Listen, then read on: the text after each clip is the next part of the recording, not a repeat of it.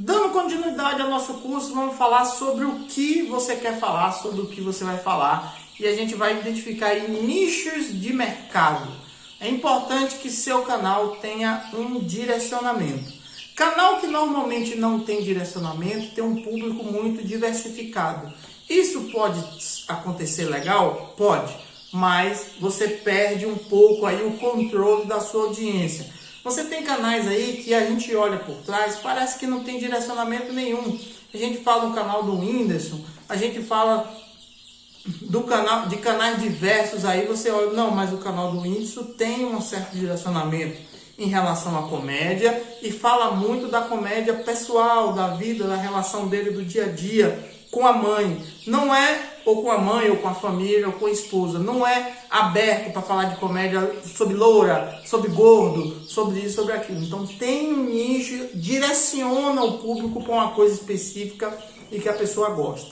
Você precisa escolher um nicho. A gente vai ter uma aula logo em seguida sobre subnicho, mas o nicho é exatamente sobre aquilo que você vai falar. A gente vai falar sobre criação de boi, a gente vai falar sobre criação de galinha, a gente vai falar sobre vida no sítio, a gente vai falar sobre mecânica, a gente vai falar sobre medicina. Então você tem que escolher o assunto que você vai falar, porque pode deixar a sua audiência confusa, e a gente vai falar sobre isso também. Então escolha o nicho e principalmente escolha uma coisa que você gosta de fazer, escolha uma coisa que você sabe fazer. Às vezes você pode escolher uma coisa que você gosta de fazer e não sabe, e você vai aprendendo e mostrando ao público isso. Isso é bastante interessante, chama muita audiência, inclusive com coisas que dão errada, que coisas que dão certa. A pessoa espera que aquilo que você começou hoje, que 2, 3 vídeos depois você mostra o resultado, isso prende a audiência, é interessante. Ou uma coisa que você sabe fazer, você vai ter uma autoridade sobre aquilo, você vai dizer, toda vez que você fala sobre aquilo, a pessoa olha para você, cara, nesse cara eu confio porque ele sabe daquilo, ele sabe o que está dizendo. Você não precisa estar dizendo que você tem um título disso, que você é formado aqui, formado ali.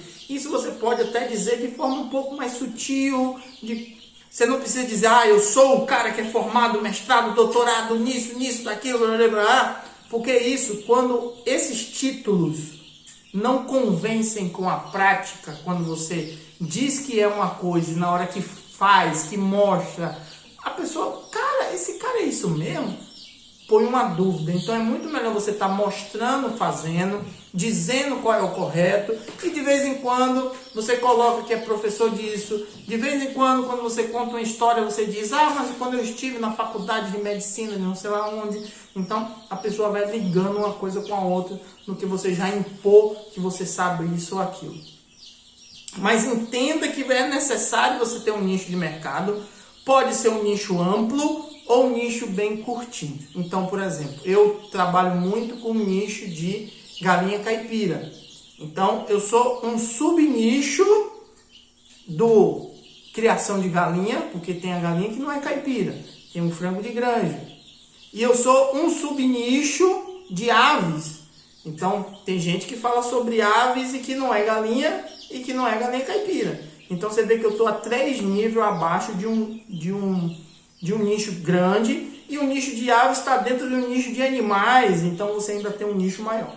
Então você vai descendo, quanto mais nichado for, quanto mais específico for o seu assunto, você terá menos seguidores, mas você vai ter seguidores mais engajados. Isso traz outros.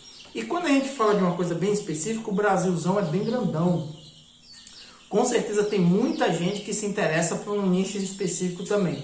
Então não pense tanto assim, eu não vou falar daquilo que eu gosto tão específico porque ninguém vai me seguir.